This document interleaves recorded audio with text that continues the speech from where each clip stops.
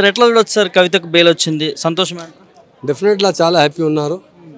నేను లేదు, చాలా తెలంగాణ ప్రజ 4 కోట్ల ప్రజ హ్యాపీ ఉన్నారు. ప్రాపర్లీ మహిళ చాలా హ్యాపీ ఉన్నారు.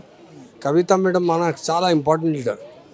తెలంగాణ కోసం 14 years పోరాటం చేసిన మేడం కవిత మేడం ఉంది.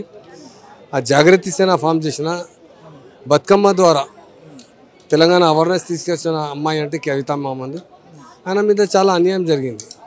ఈ ఫాల్స్ కేసు ద్వారా అరెస్ట్ చేసిన ఈరోజు జస్టిస్ వచ్చింది. సుప్రీంకోర్టు చీఫ్ జస్టిస్ బి అడిగిన ఈ అమ్మాయికి ఎందుకు 151 days అరెస్ట్ చేసిన ఛార్జ్ షీట్ అయిన తర్వాత మినిమం మీ రిపోర్ట్ సబ్మిట్ చేయలేదు. ఎందుకు అరెస్ట్ చేసినా, ఏ కేసులో అరెస్ట్ చేసినా, ఎట్లా చేసినా అంటే ఈ అమ్మాయికి ఇట్లా చేస్తా అంటే చీఫ్ జస్టిస్ గారు మీకు చాలా ఖండించిన. ఇది మంచి లేదు. మనకు చాలా ఈరోజు చాలా అందరూ హ్యాపీ ఉన్నారు. బెయిల్ వచ్చింది. తప్పకుండా బలంగా మా పార్టీ మంచి పని చేస్తే ఫ్యూచర్ చాలా మా పార్టీకి బాగా అవుతుంది. పార్టీ క్యాడర్లో కొంచెం నర్వస్ సిస్టమ్ అయింది. ఇప్పుడు నర్వస్ సిస్టమ్ ఈరోజు అయిపోయింది. మొత్తం తెలంగాణలో చాలా అందరూ హ్యాపీ ఉన్నారు. డెఫినెట్గా మా ఫ్యూచర్ మా పార్టీలో బాగా అయింది. ఇక్కడ ఎమ్మెల్సీ కవిత బెయిల్ రావడానికి ప్రధాన కారణం బీజేపీతోని ఒక విలీనం చర్చ జరిగింది, దానివలన అయిందని చెప్పారు.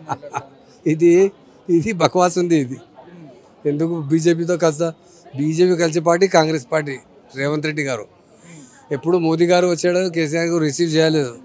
ఇప్పుడు రేవంత్ రెడ్డి గారు చీఫ్ మినిస్టర్ గారు ఆదిలాబాద్ పోయి చాలా అప్రిషియేట్ చేశారు. పెద్దన్న ఉన్నాయండి మనకు గుజరాత్ మాటలు అట్లా డెవలప్ చేస్తా అది చెప్పిన కేసీఆర్ ఎప్పుడు ఇట్లా చెప్పలేదు. మనకు సంబంధం లేదు బీజేపీతో. తప్పకుండా మా పార్టీ చాలా బలంగా పార్టీ ఉంది. మా కేసీఆర్ గారు పెద్ద లీడర్. తెలంగాణ ఎట్లా డెవలప్ చేసినంటే ఇండియాలో ఫస్ట్ ఇన్స్టెంట్ ఉంది. తెలంగాణ ఇంత డెవలప్ అయింది. పర్యటన ఇన్కమ్ ఇంత బాగా అయింది. మా బడ్జెట్ అంతే 5 times పెరిగింది మన తెలంగాణ వచ్చిన తర్వాత. రియల్ ఎస్టేట్ బాగా అయింది. ఎస్టేట్ అంటే హైటెక్ సిటీ మొత్తం ఎట్లా అయింది, హైరేజ్ బిల్డింగ్ వచ్చింది. చాలా డెవలప్మెంట్ వచ్చింది మా తెలంగాణలో. తప్పకుండా ఫ్యూచర్ బాగా ఉంది.